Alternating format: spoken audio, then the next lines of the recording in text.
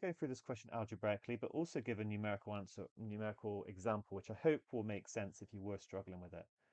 So we've got n questions in a maths exam. Let's go with 20 in our numerical example. And you score m marks for a correct answer to each of the first q questions. Okay, so q questions, let's say 15 questions, and you get m marks for every correct answer. Let's say you get 4 marks for each correct answer. So in the numerical answer, if we're going to maximize our score, so in the numerical example, we would just do 15 times 4. So it's exactly the same here. It's going to be q times m for a maximum possible score on the first q questions.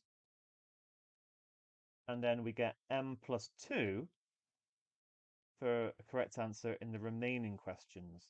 So here it would just be 6, and the remaining questions would be 5. It would be 20 minus 15. So it's the same idea here. There's going to be capital N minus Q questions left.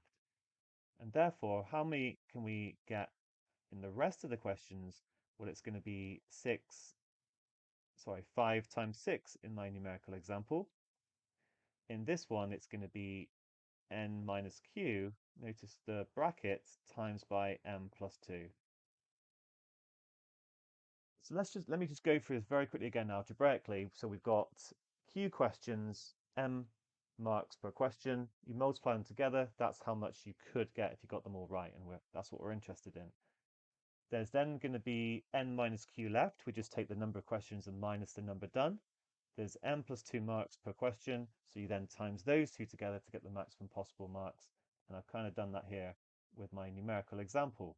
And then the maximum possible score is going to be when you add them together.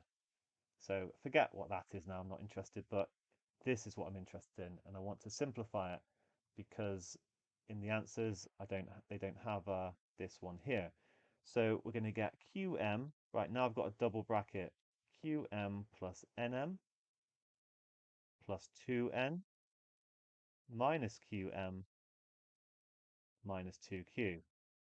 The QM's cancel, and then we're looking for any common factors, and there is a common factor of n, so I can factorize that out. Right, m plus 2 minus 2q, and then we see the answer is going to be A. Okay, they just reordered it and put m plus 2 times n minus 2q, but it is exactly the same.